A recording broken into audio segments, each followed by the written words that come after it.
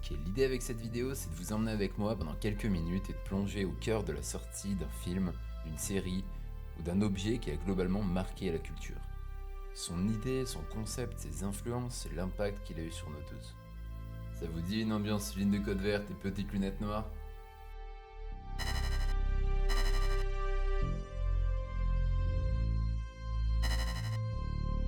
Le 31 mars 99 aux États-Unis et le 23 juin pour nous sortait sur les écrans Matrix, un film intrigant qui proposait alors une expérience inédite. Les bandes annonces laissaient entrevoir aux spectateurs un film de science-fiction mystérieux et en lien avec un bouleversement entamé et déjà brûlant à cette époque, l'informatique. On parlait du bug de l'an 2000 et Internet commençait depuis quelque temps sa progression dans les foyers. L'été 99 allait être marqué au fer rouge par un ovni, un cyber Big Bang avant l'heure. Plus en profondeur, le film interroge sur les questions du choix qu'on peut tous faire ou ne pas faire dans nos vies, d'un dilemme futile du genre sur place ou emporté, ou pain au chocolat ou chocolatine, au choix important comme celui que Morpheus propose à Neo, comment ce choix fait partie intégrante de notre humanité et la conditionne. Il questionne aussi sur l'aspect métaphysique de notre monde et creuse quelque part une vision un peu prémonitoire ou dystopique, à vous de choisir, du mélange entre le vrai monde, le nôtre, et le monde virtuel.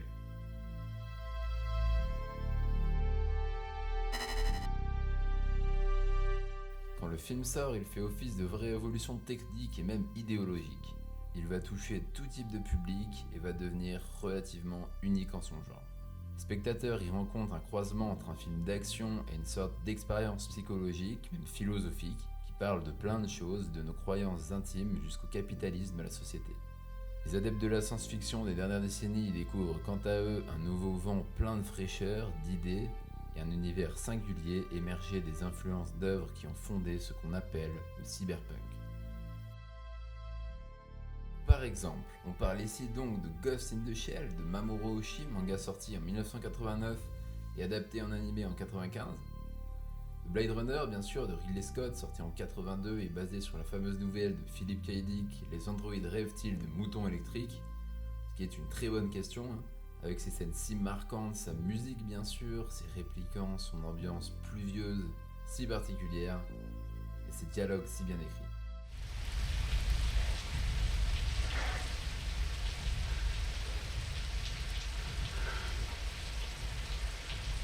I've seen things you people wouldn't believe. On parle aussi d'Akira, autre manga dystopique publié à partir de 82 également et qui donnera le film culte du genre en 88. Les Wachowski, pour qui c'était seulement le deuxième film, ont d'ailleurs déclaré que ces animés ont eu une influence immense sur ce qu'allait devenir le film. On pourrait en réalité aussi citer plein d'autres œuvres, mais c'est également la nouvelle Neuromancer de William Gibson sortie en 1984 qui amène les idées de cyberespace et de fait a été un pilier d'inspiration.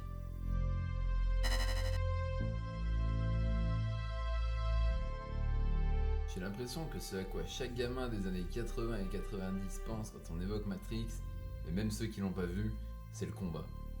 Ces scènes qui défient les lois de la physique telles que nous les connaissons, ces balles qui font des ondes quand on les tire, ces pirouettes dans tous les sens et ce style hybride Hong Kong et Kung Fu revisité et survitaminé. Des chorégraphies incroyables et marquantes pour toute une génération, ça c'est sûr.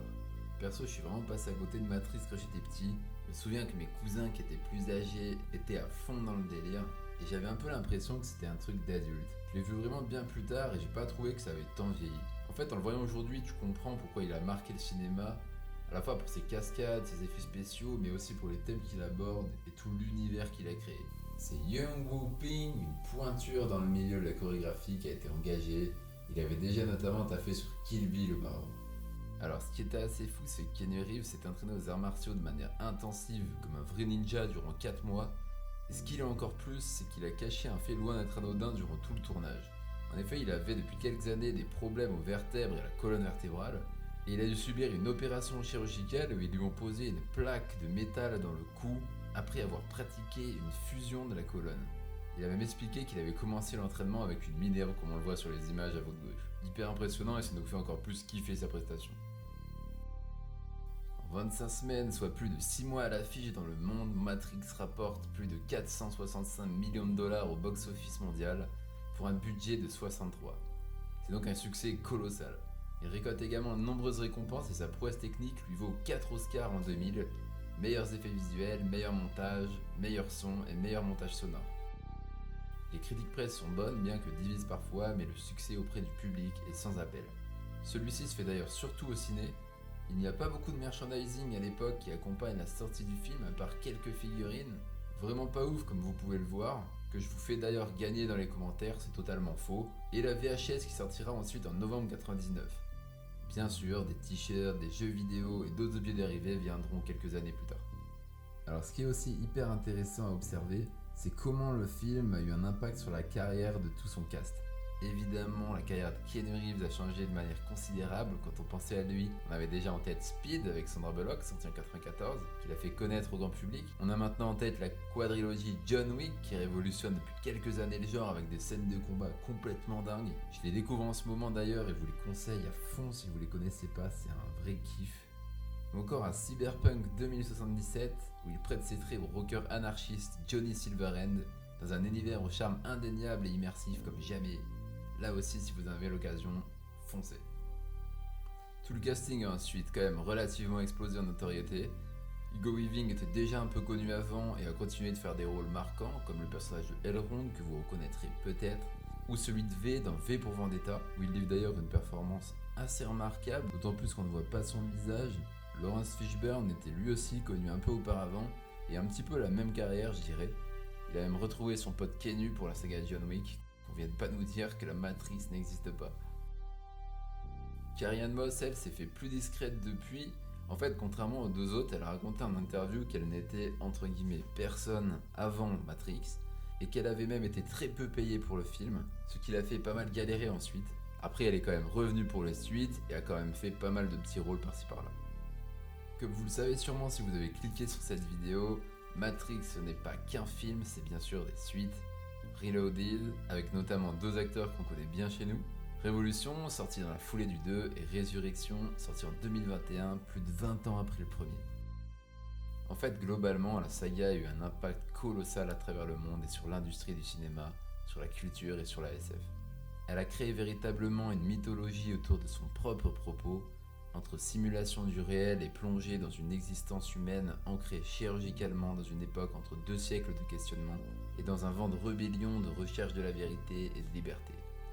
Elle est donc devenue une référence à son tour inspirant les cinéastes, les auteurs et même les créateurs de mode, en trouvant la porte de la réalité virtuelle pour d'autres œuvres en rentrant dans l'imaginaire collectif. Cet univers autour de la matrice reste aujourd'hui unique avec son charme bien à lui et un design ancré bien profond dans nos esprits.